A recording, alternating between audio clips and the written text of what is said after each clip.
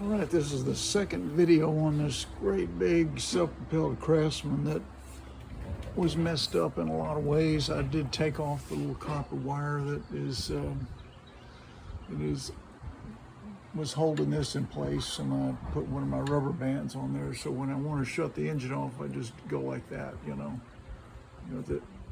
it'll touch that. Oh, wait a minute, let's look at this.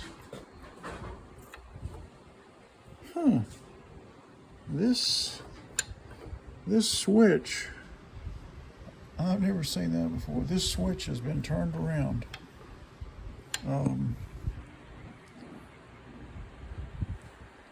This switch actually needs to be facing that way. I have never seen that. So anyway, I'm gonna have to replace this switch with another one or rearrange that somehow. That is so bizarre. I've never seen that before. See this? When you compress it, this little tab is supposed to come over and touch that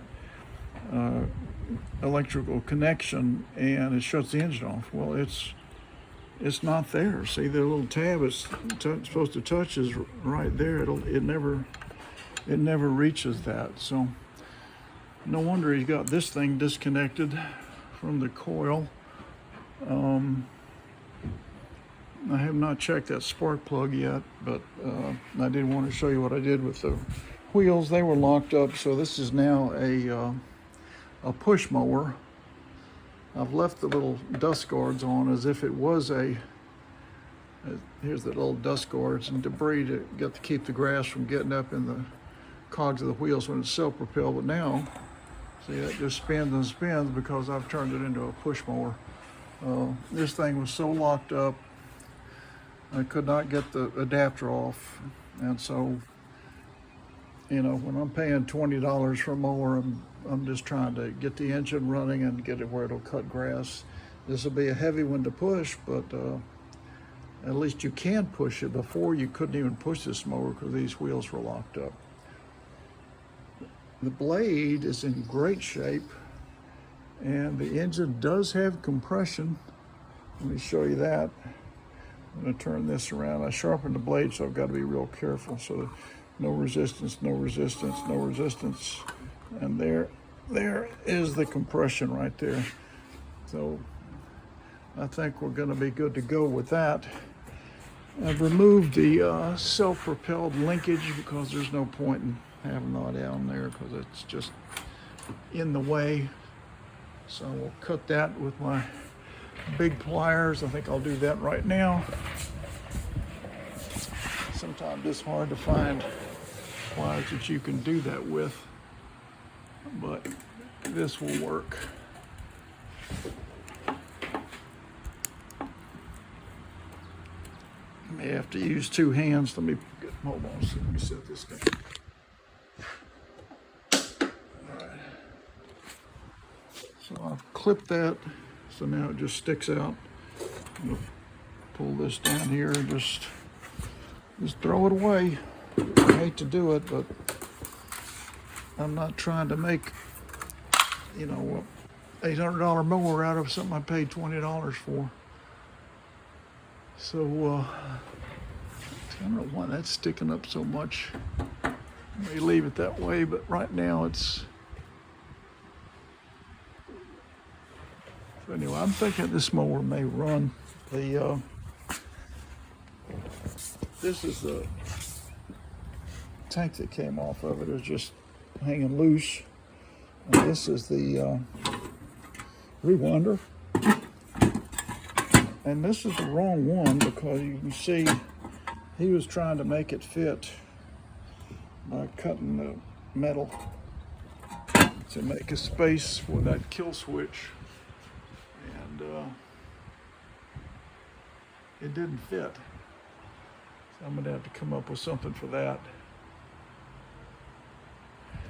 I've also got to find a carburetor and what's called an airbox, which holds the air filter, because all of that is missing. I've taken the throttle cable off and discarded that. I have no need for that. When I get these mowers with the old-fashioned style throttle cables that run from the handle up to the side and then slip into that little hole there in order to move the throttle, you know, slow the engine down, speed it up. That's just a waste to me. So I'm going to get rid of all of that. I'll even clip that piece of metal and that little wire. So let's do that now. I'll show you what I do.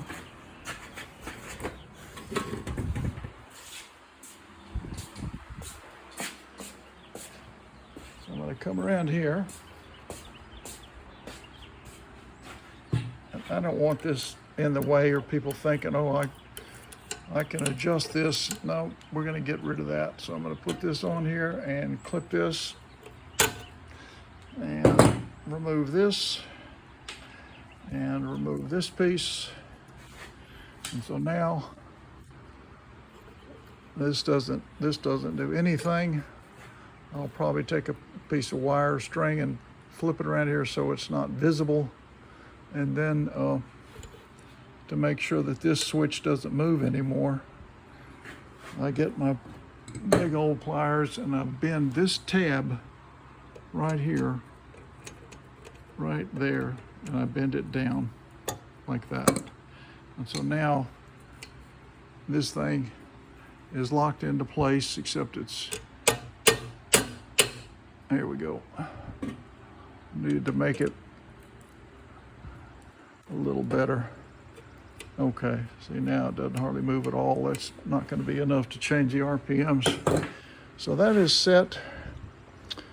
So the next thing that I'm going to be doing is finding a rewinder that actually fits. But before I do that, I think I'll find a kill switch that's going to work. I need to check that spark plug. I have to do a little search on that thing. Anyway, I'm hopeful for this big old Craftsman. There's the model number, 917.378451. So I've taken the kill cable off, the kill wire, because it was rusted and horrible and non-functioning. And I've got my rubber band up there just as a will do, but right now that wouldn't even work. It wouldn't shut the motor off. That's funny. Never seen that before. And I did, the way to get these wheels so they're